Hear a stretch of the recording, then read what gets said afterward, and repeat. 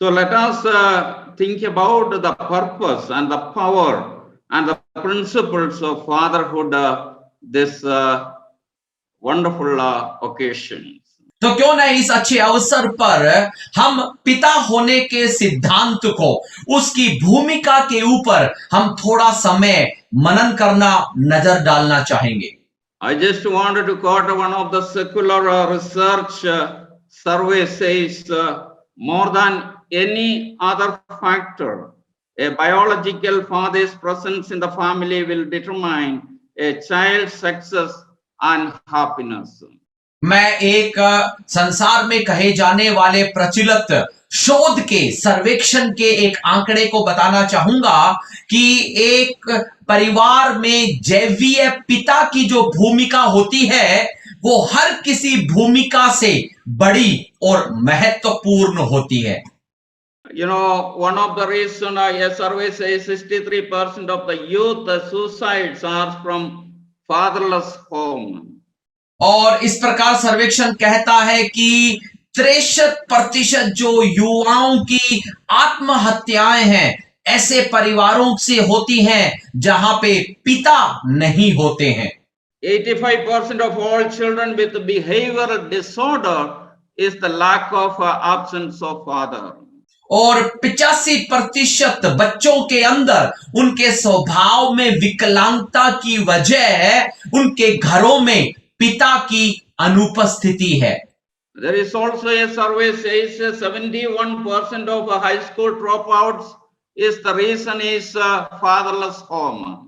और एक सर्वेक्षण ऐसा कहता है कि 10वीं क्लास में फेल होने वालों में 71% बच्चों के फेल होने का कारण उस घर के अंदर पिता का अभाव है। 84% of all the youth in prison are from fatherless or a broken homes.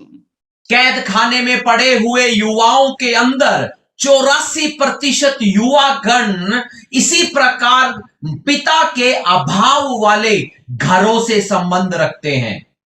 This survey reveals the importance of the role of a father in every home and in our society. ये सर्वेक्षण हमारे घर के अंदर ही नहीं, समाज के अंदर भी पिता की महत्वपूर्ण भूमिका के बारे में बताता है। Being a father is the most fulfilling and wonderful responsibility our God has entrusted to every male. एक पिता बनना हर पुरुष को परमेश्वर के द्वारा दी गई सबसे महत्वपूर्ण और आशीषित भूमिका अथवा सेवकाई है। Those who are listening today message, please know as a fathers, we have the unique opportunity and privilege to make an eternal investment in lives of our children and the next generation. मुझे सुनने वालों बड़े ध्यान से सुनिएगा, एक पिता होने के नाते केवल आज ही की पीढ़ी पर नहीं, आगामी पीढ़ियों पर भी एक अनंत निवेश प्रभाव डालने का एक महत्वपूर्ण जिम्मा परमेश्वर ने हम पुरुषों को दिया हुआ है। Beloved, God gave humanity for basic institution. और इस मानवता को परमेश्वर ने एक मूलभूत संस्थान प्रदान किया है। The first institution God gave humanity is a family. That family illustrates the unity of God. और उन सभी संस्थानों में सबसे पहला और महत्वपूर्ण संस्थान परिवार है, और परिवार नामक संस्थान एकता को दिखाता है। The second institution God gave humanity is the human government. That human government illustrates the justice and judgment of God. और मानवता को दिए गए दूसरा संस्थान मानवीय सरकार है, और ये मानवीय सरकार न्याय को, धर्म को दिखाती है। The third institution God gave humanity, a nation, a model nation Israel, illustrates the election of God. और तीसरा संस्थान जो परमेश्वर ने मानवता को दिया वो एक राष्ट्र है, और जो राष्ट्र है इस्राएल परमेश्वर के द्वारा लोगों के सामने दिया गया एक प्राबंधिक तरीका है। And the fourth institution God gave humanity is the church. Church illustrates the love of God. चौथा संस्थान मानवता को दिया गया कलीसिया है। कलीसिया परमेश्वर के प्रेम को दिखाती है। Each institution illustrates something, the nature and the character of God. हर एक संस्थान परमेश्वर के चरित्र को, परमेश्वर के स्वभाव को दिखाता है। God is a God of purpose. आपको पता है कि परमेश्वर मकसदों का परमेश्वर है। Everything in life has a purpose. जीवन में जो होता है उसका एक उद्देश्य होता है। Where purpose is not known, abuse is inevitable. और जहां पर मकसद का पता नहीं चलता वहां पर शोषण हावी हो जाता है। Purpose is only found in the mind of Creator.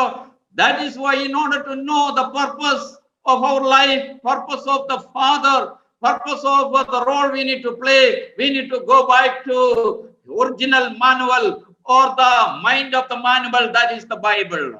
और ये जो मकसद है वो केवल सृष्टिकर्ता के मन में उपलब्ध है, और उस मकसद को जानने के लिए ये बहुत ही जरूरी है कि हम उसको बनाए गए के अंदर उस मुख्य सृष्टिकर्ता की ओर, उसके द्वारा बनाई गई एक हस्त पुस्तिका की ओर लौटे, और वो पिता की हस्त पुस्तिका हमारी बाइबल है।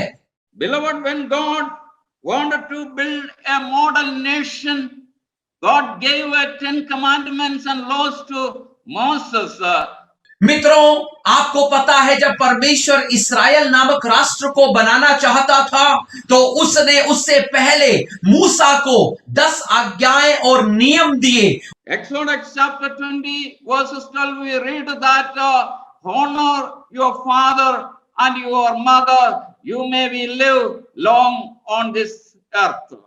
निर्गमन की किताब उसके 20वें अध्याय के 12वें पद में हम देख सकते हैं कि माता और पिता का आदर कर जिससे कि तू दीर्घायु प्राप्त कर सके।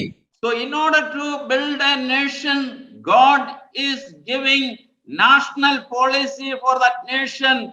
One of the national policy God gave to Moses is honor your father and mother. That means a nation will be strong when that nation's people try or they will behave like what God said, honor their father and mother. जब यहां पर वो इस्राएल को बना रहा था तो उसने इस्राएल के पूरे राष्ट्र के एक नियम को बनाकर दिया, और वो राष्ट्रीय प्रावधान ये था कि माता पिता का आदर कर। प्रियो, जिस देश में, जिस राष्ट्र में माता पिता का आदर होता है, उनका अनुपालन किया जाता है, वो राष्ट्र सुदृढ़ होता है। In the New Testament, Paul gives this instruction to the Ephesians chapter 6, 1 to 3, we see that. और हम नए नियम के अंदर पौलुस के द्वारा दिए गए इसी से संबंधित निर्देश को इफिसियों की पत्री 6वें अध्याय के 1 से 3 के अंदर देख सकते हैं। Paul says, children, obey your parents in the Lord, for this is right. Second verse, he says, honor your father and mother, which is the first commandment with the promise that it may be well with you and you may live long on earth. और वो वचन इस प्रकार कहता है, बालकों प्रभु में अपने माता पिता के आज्ञाकारी बनो, क्योंकि यही उचित है। अपनी माता पिता का आदर कर, जिस आज्ञा के साथ प्रतिज्ञा भी शामिल है, जिससे कि तेरा भला हो और तू धरती पर बहुत दिन जीवित रहे। Among 10 commandments, only one commandment attached with the promise in it, that is honor your father and your mother. आपको पता है 10 आज्ञाओं में से केवल एक आज्ञा है जिसके साथ प्रतिज्ञा भी, वायदा भी मिला हुआ है, और वो प्रतिज्ञा है, वो आज्ञा है, माता पिता का आदर कर। We are living in the world with full of fear, problem, confusion, and chaos. But in order to live a long life, in order to live a happy life, in order to live a successful life, you need to obey the commandment of the Lord. हम एक ऐसे संसार में जी रहे हैं जहां पे हर जगह भय, आतंक, उहापोह, संदेह भरा हुआ है, लेकिन इसी संसार में खुशी के साथ, आनंद, शांति के साथ जीने के लिए हमें माता पिता का आदर करना महत्वपूर्ण समझना होगा। You know, in our society, we are living in a society with a lot of IT reformation and lot of innovation. But in the midst of that, we need to go back to the original precepts what God gave in order to succeed in life and live along on this planet.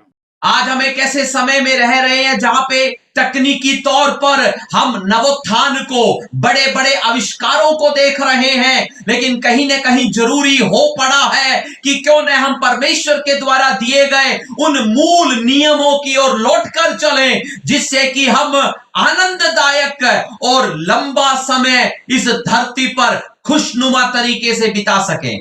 The wisest king ever lived on the planet of earth, Solomon, by the inspiration of the divine inspiration, he made this statement in Proverbs chapter 24, 3 and 4, by wisdom a house is built, and through understanding it is established, through knowledge its rooms are filled with rare and beautiful treasures.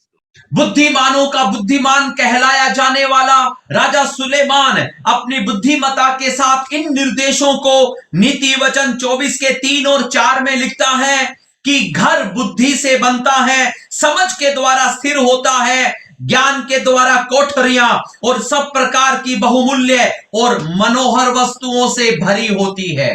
You know, Solomon says you need 3 components in order to build your life. The first component is knowledge, second component is understanding, and third is wisdom. यहां पर सुलेमान कहता है कि हमको अपना जीवन का निर्माण करने के लिए 3 तत्वों की आवश्यकता है। उनमें से पहला बुद्धि, दूसरी समझ और तीसरा ज्ञान है। Lord, knowledge is information, understanding is comprehension, and wisdom is application, applied knowledge. और यहां पर हम देख सकते हैं कि जो ज्ञान है वो सूचनाओं को पाना है, समझ है वो सूचनाओं को परखना है, और बुद्धि उन सूचनाओं को जीवन में लागू करना है। Book of Hosea chapter 4, 6 we read, God Almighty says, my people are destroyed for the lack of knowledge. Because you have rejected knowledge, I also will reject you from being my priest. और होशे 4 के 6 में हम देखते हैं कि ज्ञान की कमी की वजह से मेरे लोग छितरा गए हैं, और क्योंकि वो बुद्धि को छोड़ गए हैं, मैं भी उनको छोड़ दूंगा और उन्हें अपने याजक नहीं समझूंगा। Lord, what we lack is knowledge, what we lack is understanding, what we lack is wisdom. The same thing, David, the King David addressed to his society. हम जो आज वंचित हैं तो इस ज्ञान से वंचित हैं, समझ से और बुद्धि से वंचित हैं, जिसके बारे में दाऊद भी हमको इतला करता है। Let us look at Psalm 82:5, what David says. आइए हम देखेंगे 82वां भजन संहिता और 5वां पद कि वहां दाऊद क्या कहता है। David, the great king of Israel, addressed this issue in his society, the moral breakdown and all the problems. He is addressing, he says here, they know nothing, they understand nothing, they walk about in darkness, all the foundation of the earth are shaken. यहां पर वो कहता है एक समाज का कैसा स्तर बन गया है, लोग जो पतन की ओर जा रहे हैं, वो कहता है कि वो कुछ भी नहीं समझते हैं, वो कुछ भी जानना नहीं चाहते हैं, अंधेरे से भरे पड़े हैं, वो दूर होते चले जा रहे हैं। Here the text says 3 things that causes problems in life. One is there is lack of knowledge, they know nothing. Second is there is a misunderstanding of life, lack of understanding, and they understand nothing. And third is there is a lack of spiritual insight and wisdom or a spiritual light. They walk in darkness, Bible says. यहां पर हम तीन बातों को देख सकते हैं, जबकि जब ये कहता है कि उन्हें कुछ नहीं पता, वहां ज्ञान की कमी है। दूसरा, यहां पर हम कहते हैं कि वो गलत समझ में, गलत फहमियों में पड़े हैं, मतलब समझ की कमी है। तीसरा कहता है कि वो अंधकार से भरे हैं, मतलब आत्मिक पतन के अंदर वो जी रहे हैं। Beloved, if you attempt to live and solve the problem of life upon the position of ignorance, then you are walking in darkness. The result is chaos, confusion, frustration, and destruction. मित्रों, यदि आप हर समस्याओं को सुलझाने का प्रयास केवल अपनी अज्ञानता के आधार पर करेंगे, तो उसका परिणाम और कुछ नहीं, केवल संदेह, उहापों और विचलताएं होंगी। So may I encourage you, go back to the Bible and see what God wants us to do as a fathers in this nation, because God's word revealed to us, give us revelation about the role, responsibility, and the values and priorities of fathers. इसलिए ये बहुत ही जरूरी बन पड़ता है कि हम Bible की ओर लौट कर आएं और देखें कि एक राष्ट्र के लिए पिता होने के नाते हमारी क्या जिम्मेदारियां हो सकती हैं, क्योंकि वचन के अंदर पिता की जिम्मेदारी और भूमिका के बारे में स्पष्टता बताया गया है।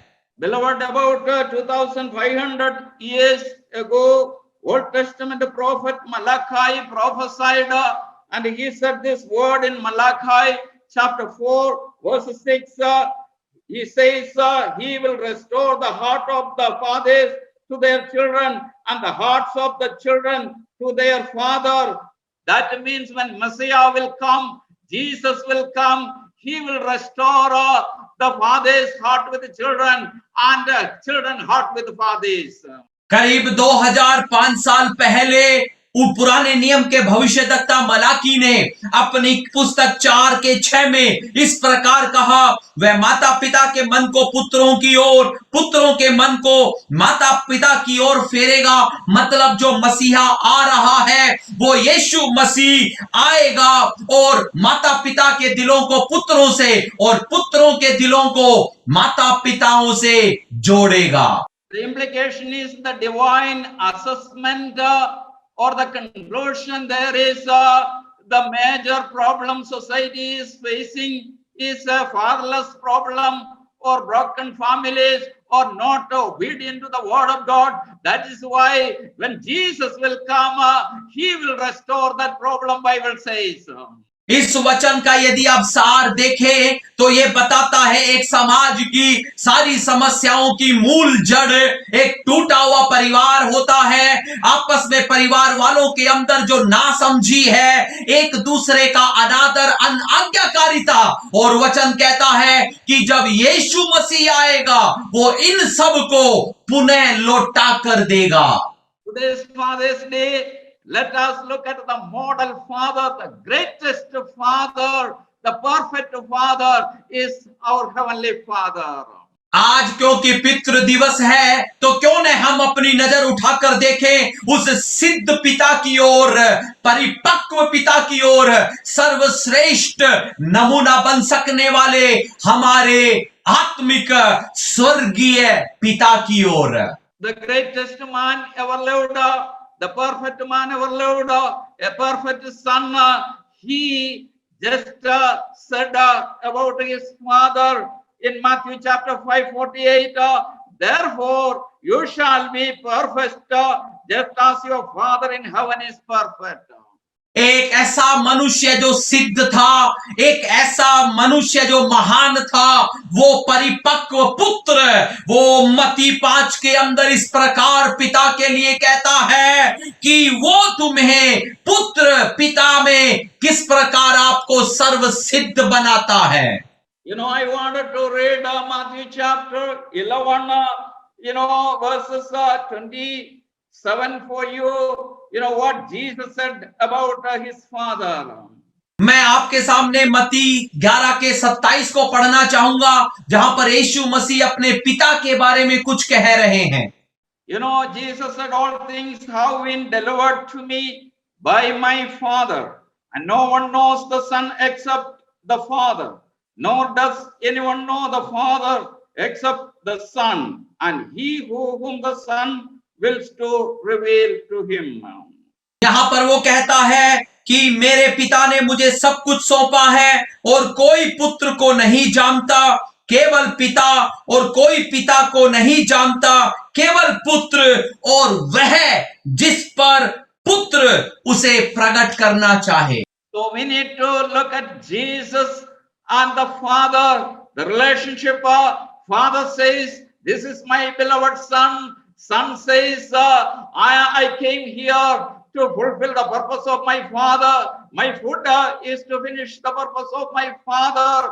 I say nothing from my own. Whatever I am saying, my teaching is from my Father. यहां पर हमें पुत्र को देखना है और पिता को देखना है, उनके आपसी संबंध को। पिता कहता है कि ये मेरा प्रिय पुत्र है, पुत्र कहता है कि मैं और कुछ नहीं कहता, वही कहता हूं जो मैं पिता से सुनता हूं। पिता के अलावा मैं कुछ भी नहीं कर सकता, उसकी मर्जी को पूरा करना ही मेरा भोजन है। मैं उसके कहे को पूरा करने के लिए यहां पर आया हूं। Beloved, let us look at the word Father. When Jesus came to this world, he taught us to pray. He said, when you address to the Father, or when you pray in this manner, our Father who art in heaven, hallowed be thy name, thy kingdom come, thy will be done on earth as it is in heaven. और उस यीशु मसीह ने अपने पिता के बारे में कहा और यूं कहा कि जब जब भी तुम प्रार्थना करो, उस परमेश्वर को पिता कहकर पुकार कर यूं प्रार्थना करो कि हे हमारे स्वर्ग के पिता, तेरा नाम पवित्र माना जाए, तेरा राज्य आए, तेरी इच्छा जैसे स्वर्ग में होती है पृथ्वी पर भी पूरी हो। But let us give attention to the meaning of that word. The Hebrew language in the Old Testament, that Father is used Abba, and the New Testament, Pater, P-A-T-E-R, Pater, that both the word is rich in meaning.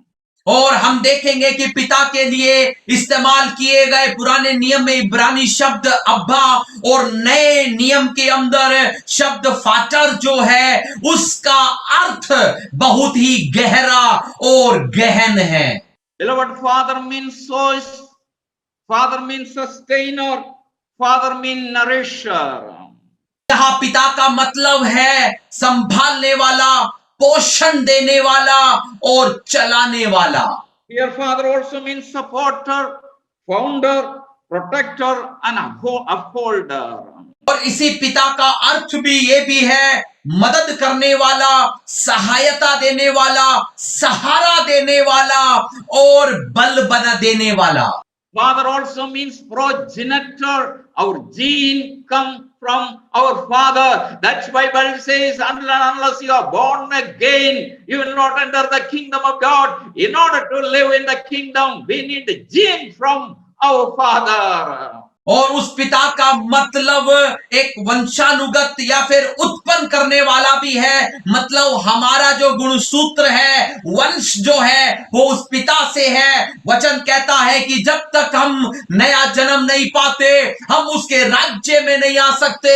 उस राज्य में उत्पन्न होने के लिए हमारे अंदर पिता का जीन, वंश होना, गुणसूत्र होना जरूरी है। Beloved, those who are listening me, if you are a born again person, if you are playing a role of father, it's a beautiful and blessed and great role you are playing, because Heavenly Father given us that privilege, we can impact with our life to next generation. मुझे सुनने वाले मेरे प्रियो, यदि आपने वो नया जन्म पा लिया है और यदि आप पिता की भूमिका निभा रहे हैं, मैं बताऊं आप एक धन्य काम कर रहे हैं, क्योंकि आप इस पीढ़ी में ही नहीं, आने वाली पीढ़ियों में भी एक आत्मिक और अनंत प्रभाव को छोड़ने वाली भूमिका निभा रहे हैं। Father means source. That means whatever come out from Father, He need to sustain. He also sustainer. पिता का मतलब स्रोत है, मतलब जो कुछ भी आता है वो उसी में से होकर आता है और उसी के द्वारा वो हमें संभालने वाला, चलाने वाला परमेश्वर है। A father will support, nourish, and he will protect his children. एक पिता जो है वो अपने बच्चों को सहायता देता है, उनको सहारा देता है, पोषण उपलब्ध करवाता है। We need to learn from our Heavenly Father because our Lord Jesus said, be perfect like our Heavenly Father is perfect. हमें यीशु मसीह से ये बात सीखनी है जिसने कहा कि सिद्ध बनो जैसा पिता सिद्ध है।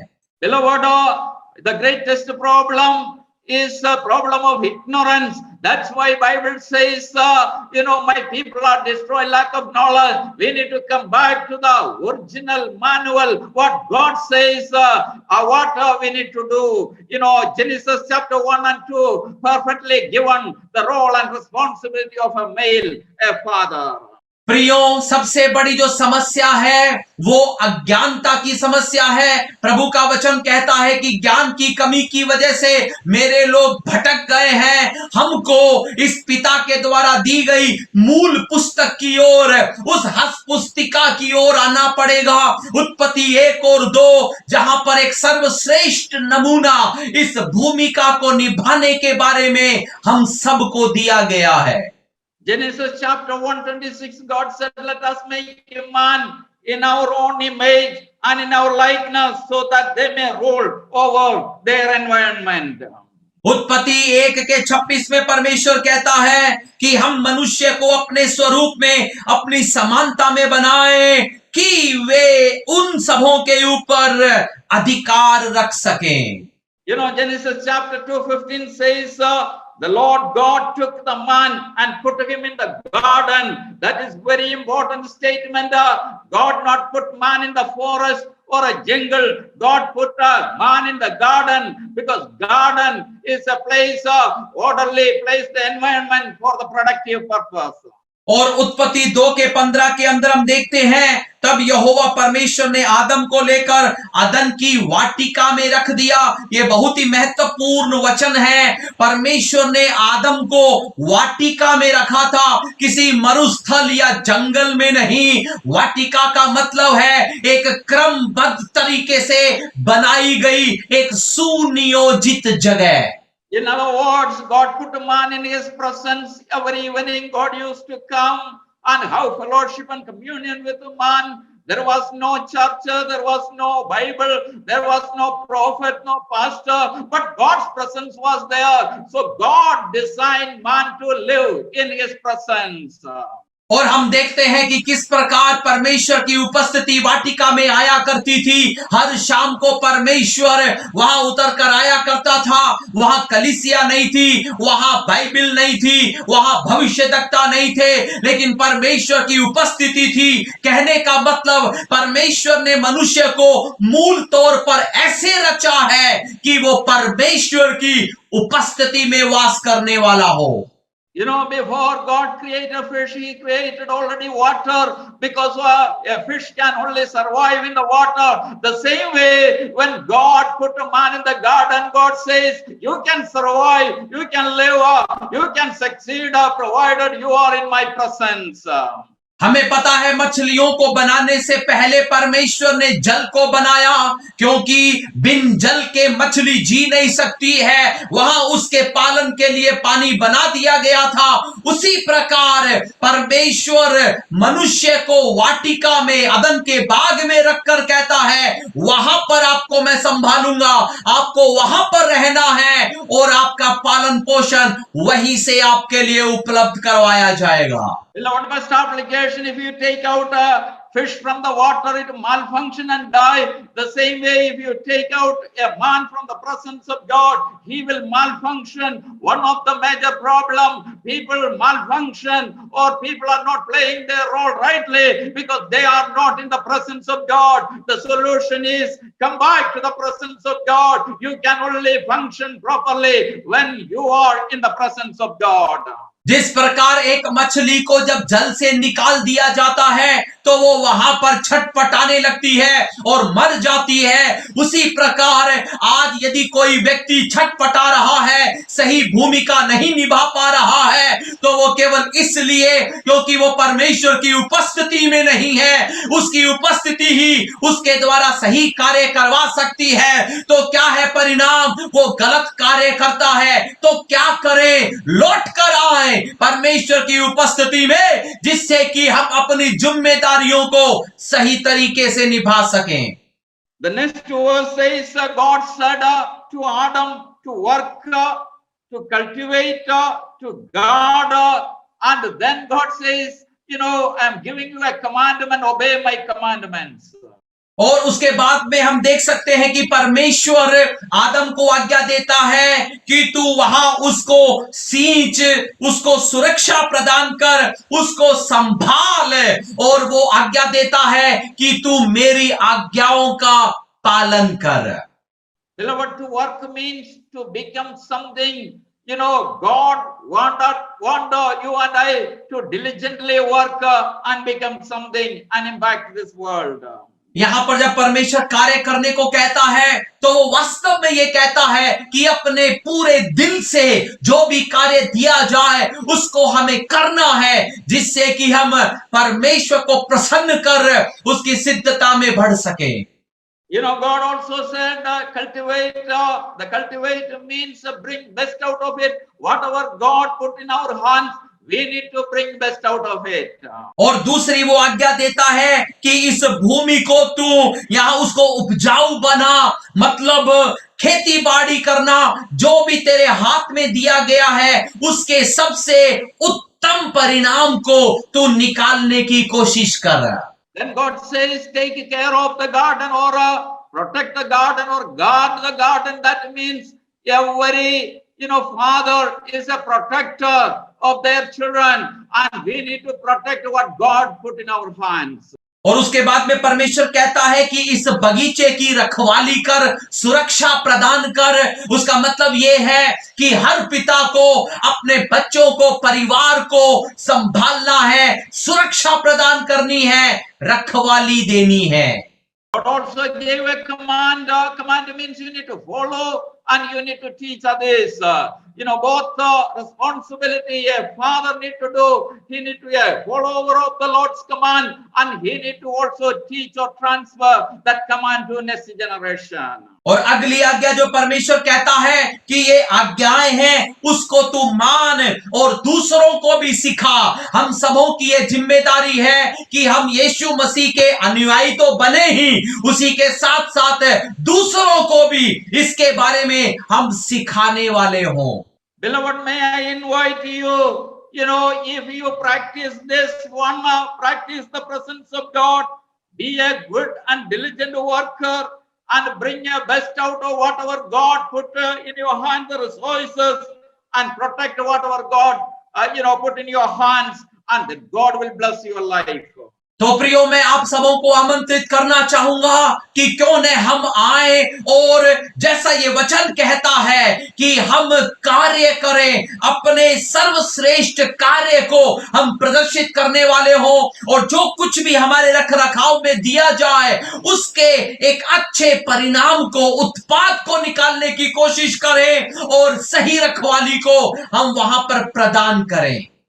As a responsible fathers, those who are listening me, may I encourage you, the most powerful force on earth is a law. If you obey the law of the Lord, your life and your generation will be a blessing.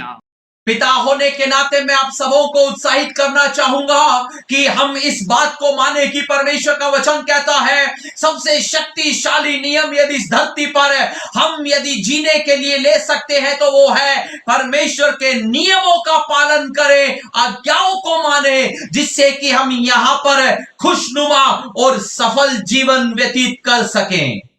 Beloved, the greatest book ever written, God put in our hands to follow that book. If you want your life to be successful, your generation to be blessed, then You need to appreciate the virtues of the word of God daily in your life.